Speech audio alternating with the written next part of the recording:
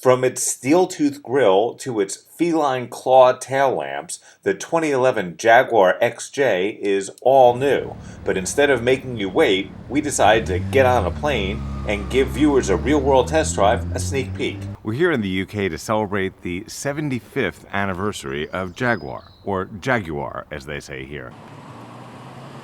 The 2011 XJL you see here is Jaguar's flagship. The L part stands for long wheelbase. It's the first totally new XJ since Tata purchased the company, which is as British as Big Ben. It's a car that represents modernity, sleekness and elegance, and it goes back to the classic attributes of Jaguar: grace, pace and space. We interpret those attributes today as beautiful, fast cars. Giles Taylor is the chief designer of the new XJ. This car is all about sporting luxury, having that sporting presence on the road and a sporting grace, if you like. We have the front end, the powerful front end authority that talks about the 5-litre engine range we have. We also have a 3-litre diesel engine. But we have this wonderfully graceful shape, this very low, sleek, swept profile that develops from this powerful front end graphic. The first XJ came out in 1968. The Beatles were still together, but the world seemed to be falling apart. Vietnam raged, LBJ was in the White House, Martin Luther King and Robert Kennedy were assassinated, cities burned, students struck, and Jaguar came out with a vehicle that whispered both refinement and speed. It was a nice alternative to Detroit's high-end offerings, which, for the most part, made the well-heeled choose between luxury or sportiness.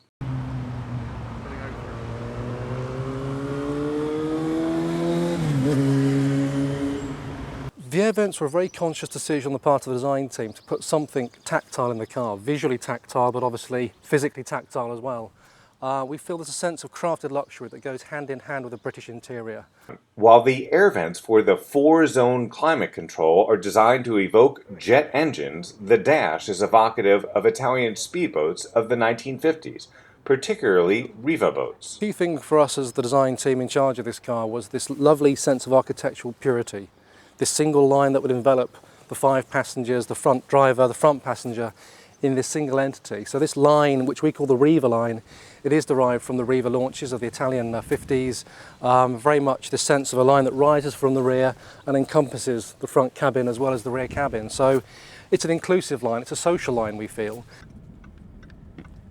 So there I was, driving on the wrong side of the road, sitting on the wrong side of the car, and I looked at the veneer, the piano black interior, and I said to the photographer, you know, I kind of like the burled walnut or the bird's eye maple, and he said, well, that's kind of old manish. Ouch. Anyway, Jaguar's designer said that what they're doing is they're giving the buyers more choices so that they can customize it, so that my much younger photographer can get his piano black or carbon fiber, and I can get my old man bird's eye maple. We feel that the modern luxury customer will demand choice, will demand more choice, and will demand bespoke. What we've done with XJ is we've actually opened the palette up in terms of that range of choice, range of colours, range of veneer, and range of trim options. The blue analog clock is inspired by fine wristwatches. It's very much our intention to put a clock in the car that had that fineness of detail that you'll find in a wristwatch, and we benchmark some of the classic brands. Speaking of chronographs, you can almost go backwards in time when you step on the accelerator and the petrol starts flowing. The supercharged V8 generates 510 horsepower and a 0 to 60 speed of just 4.7 seconds. Some of that speed is achieved not just through brute force, but through smart engineering, according to Jaguar's Ian Hoban. One of the things we're particularly proud of with this car, obviously, is its aluminium construction. This is the 3rd generation aluminium construction, the first being the original XJ and then the XK sports car in 2006. And of course, aluminium has a number of benefits. Clearly it's light, which is very important from an engineering perspective to deliver economies in with today's pressures. but it does a few other things as well. It's a very stiff material, so not only have we got a light and efficient material, but it gives a stiff body structure, which really starts to help position the car as a sporting car and gives it that real dynamic edge. So this car, for example, has saved around about 150 kilos in weight versus perhaps an alternative similar size car if it was made of steel. The all-aluminum body makes the Jaguar XJL almost 2 Rush Limbaughs lighter. You also won't have to worry about too much baggage weighing you down. This XJL is a really big car with a not-so-big trunk. The trunk, or boot as they call it in London, is about 18.4 cubic feet, but it still seems small, even though it's actually 2 cubic feet larger than the Mercedes S-Class. So I asked a doorman at a fancy hotel about it, and he said he thinks it seems small because the wheel wells intrude into the cargo area. Trunk size is a quandary for a car in this class. You don't want to make the car too big, especially if it has to negotiate the narrow streets of London.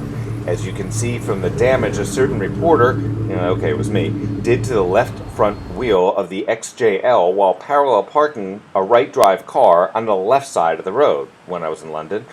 I was also concerned that the side view mirrors on this cat would have fewer than 9 lines. Even for a driver who navigates the streets of Manhattan almost every day, albeit in a left-drive car, I had a lot of trouble making it back to the hotel each night with the same amount of mirrors as when I left. The green arrow and the red light meeting together.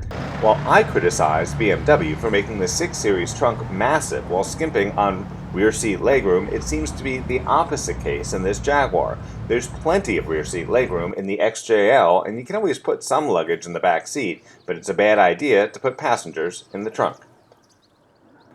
Ian says it's a perfect vehicle for the executive who is driven to the office on weekdays but enjoys taking the wheel on weekends. Firstly, the design is fantastic. There's a great emotional appeal about the design, but clearly this car is more than that. We think it offers real duality of character, and what I mean by that is it's a very refined car. It's a car that you can use as a limousine. You can be chauffeured in the back of the car and work in comfort and refinement, perhaps in the week. But at the same time, at the weekend, when you want to go out and have some fun, it's a car you can drive and it rewards you with its agility.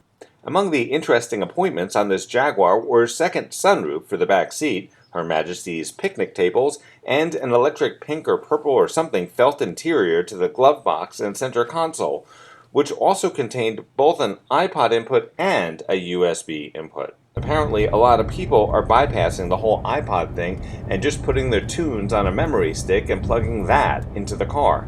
I guess it's less of a big deal if your thumb drive gets lost or stolen than it is if your iPod goes missing. While we're on the topic of technology, this new Jaguar has a lot of it, including a black panel display that lets you switch around the position of the tachometer or the speedometer and other stuff, and a steering wheel with enough rows of buttons to make you think of shark's teeth. The 2011 XJL actually gets a combined fuel economy of 23.4 miles per gallon, which is pretty amazing for something this big and fast. The top speed on this rear-wheel drive Jaguar is electronically limited to 155 miles per hour. There is no all-wheel drive option currently available. The price as tested was about $115,000. I'm Grant Winter reporting.